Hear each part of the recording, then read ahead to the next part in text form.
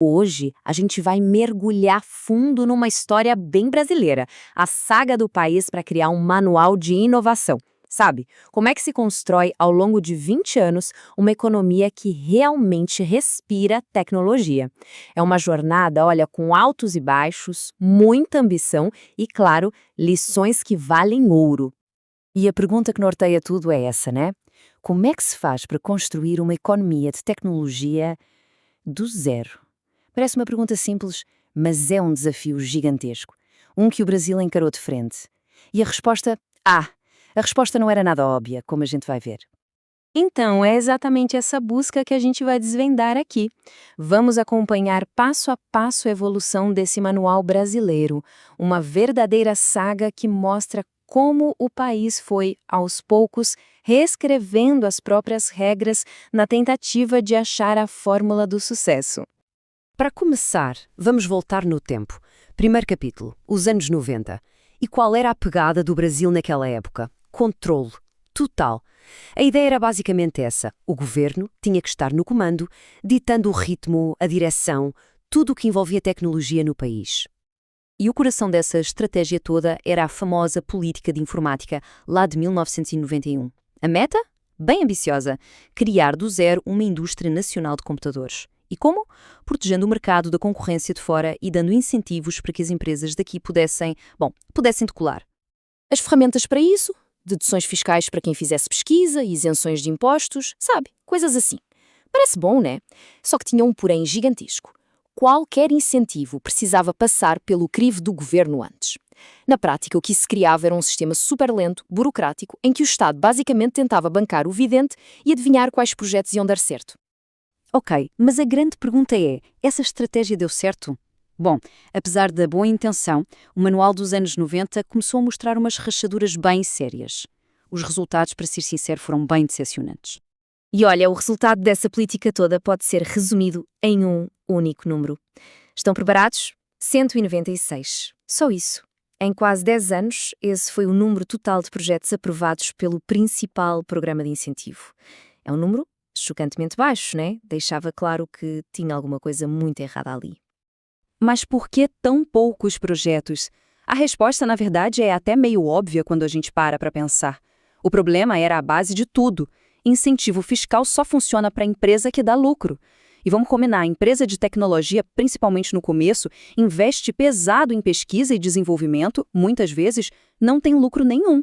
A matemática é simples. Se não tem lucro, não tem imposto para pagar, então não tem o que deduzir. O incentivo simplesmente não servia para nada. Felizmente, a lição foi aprendida e a mudança foi, olha, da água para o vinho. O Brasil simplesmente abandonou aquele modelo burocrático, lento, de ter que aprovar projeto por projeto e, no lugar, veio a lei do bem com sistema automático, rápido. A regra era clara. Investiu em pesquisa, tem direito ao benefício. Simples assim. A lógica mudou completamente, de um sistema para poucos escolhidos a dedo para um sistema aberto para todo o mundo. E essa nova mentalidade leva a gente direto para os anos 2000. E aqui, o Brasil literalmente virou o jogo. A estratégia não era mais tentar dirigir a inovação, sabe? Pegar pela mão. A ideia agora era outra. Criar um ambiente, um ecossistema fértil onde a inovação pudesse nascer e crescer por conta própria. A filosofia, sério, mudou da noite para o dia. O governo sacou que o seu papel não era ser um maestro da orquestra, controlando cada instrumento. Não, o papel era ser um facilitador, aquele que constrói o palco, que cuida da iluminação e do som e deixa os artistas, os inovadores, brilharem. E, claro, as ferramentas mudaram junto. Além do bem, como a gente já viu, deixou os incentivos automáticos. Aí vieram os fundos setoriais, garantindo um fluxo de grana mais estável, mais previsível. E o mais importante, talvez, o governo começou a apoiar fundos de venture capital e a criar pontos de verdade entre as universidades e as empresas.